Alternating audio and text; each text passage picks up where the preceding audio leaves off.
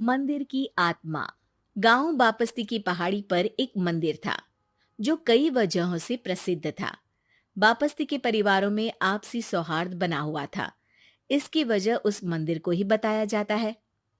अरे ओ विमला, ये इस मंदिर की कहानी क्या है रे? अरे ये मंदिर इस गांव के लिए बहुत ही शुभ है। अरे शुभ तो है, तो फिर भी लोग इस मंदिर से दूर क्यों रहते हैं? ये इतना वीरान क्यों रहता है? अरे बड़े बुजुर्ग कहते हैं कि मंदिर में आत्माओं का राज है जो लोगों की मदद करते हैं, लेकिन मंदिर से सभी को दूर भी रखते हैं। अरे ये कैसी आत्माएं हैं जो लोगों की मदद भी करते हैं और लोगों को मंदिर से दूर भी रखते हैं? अरे यही चलता आया है यहाँ पर, इसीलिए कोई कुछ बोलता नहीं। क्योंकि जिसके घर में कोई भी परेशानी होती है तो बताते हैं कि इस मंदिर से उन्हें मदद मिलती है। अरे वाह, ये तो अच्छी बात है। तभी इस गांव में इतनी खुशहाली दिखती है। तभी बाहर किसी की चीखने चिल्लाने की आवाज आती है। दोनों बाहर निकलती हैं तो देखती हैं कि गांव के एक बुजुर्ग रो रहे हैं क्योंकि शहर से उन्हें कोई बुरी खबर मिली है। अरे क्या हुआ चच्चा, रो क्यों रहे हो आप? हाँ चाचा, बताओ ना, हुआ क्या? अरे क्या बताऊं बेटे, मेरा बेटा शहर गया हुआ था कमाने, लेकिन आज खबर मिली है कि उसका एक्सीडेंट हो गया। वो अस्पताल में भर्ती है। अरे तो इसमें परेशान होने की क्या बात है चाचा, जाओ शहर और बेटे का इलाज करवाओ। हाँ चाचा, विमला सही कह रही है। आप शहर जाओ और इलाज करवाओ। अरे कैसे इलाज करवाऊं, अभी पैसे नहीं है और शहर के अस्पतालों में इलाज का खर्चा लाखों में आता है। अरे चाचा, भगवान पर भरोसा रखो, कहीं ना कहीं से मदद जरूर मिल जाएगी। बस आज का दिन कैसे भी काट लो। अरे अब तो बेटा थोड़ा समय काटना भी मुश्किल होता जा रहा है। देख कमला, तू ही समझा चाचा को। अरे पैसों का कहीं ना कहीं से इंतजाम तो जरूर हो जाएगा। अरे चच्चा, जब विमला कह रही है तो थोड़ा उस पर भी भरोसा रखो।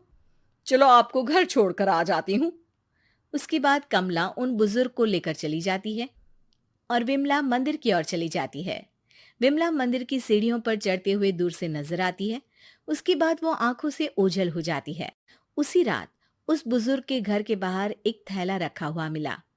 बुजुर्ग उस थैले को देखते ही चौंक पड़ा क्योंकि उसमें 5 लाख रुपए रखे हुए थे। वो बुजुर्ग सुबह दौड़ा दौड़ा गांव के दूसरे बुजुर्गों के पास गया। अरे मंगल भाई सुनो, मेरे घर के बाहर ये पैसों से भरा बैग रखा हुआ मिला है। अरे किसका है ये भाई? अरे भैया, मुझे क्या पता।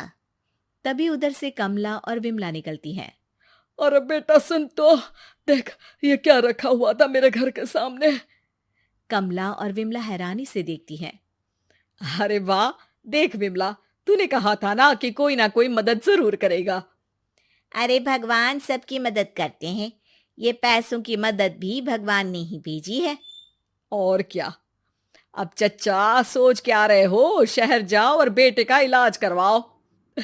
ठीक है बेटियों, जो तुम कहो। चलो निकलता हूँ शहर, बेटे का इलाज करवाने के लिए। अरे विमला, एक बात तो बता, ये इन्हें मिले तो कैसे मिले पैसे? अरे मैं ना कहती थी कि ये मंदिर सबकी मुसीबतों में मदद भेजता है। अरे वाकई बड़ी पुण्य आत्मा है मंदिर में। सो तो है, लेकिन उनके बारे में लोगों को कम ही पता है। अच्छा, और तुम्हें क्या पता है? अ, जितना पता था वो तो बता दिया। ना रे ना, मैं नहीं मानती। तू कुछ तो छिपा रही है। अरे कुछ ना छिपा रही, जो पता था वो बता दिया। मंदिर से लोगों को मदद मिलती है, बस इतना ही पता है। ठीक है बाबा, अब नहीं पूछूंगी।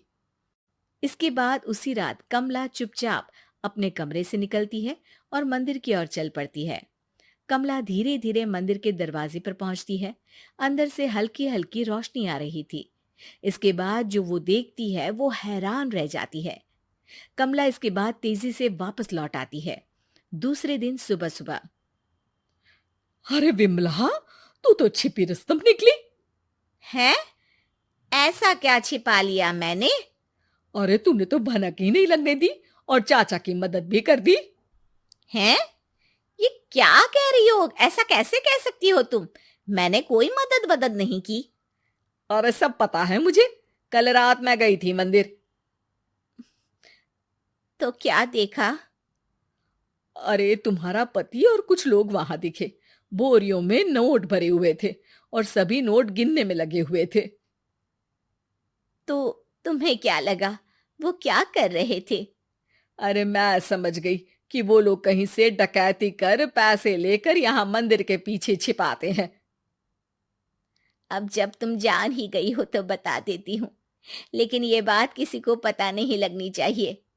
मेरे पति डकैती नहीं डालते हैं, बस उन लोगों से पैसे छीनते हैं जिन्होंने गलत तरीके से पैसे बनाए हैं। और फिर लोगों की मदद करते हैं। यही है वो पुण्य आत्माएं जो लोगों को मदद पहुंचाती है। अब समझी? हाँ, अब समझी उन पुण्य आत्माओं का चक्कर। सही है। करते रहो मदद, लेकिन सावधानी से, मेरी तरह कोई और ना पहुंच जाए।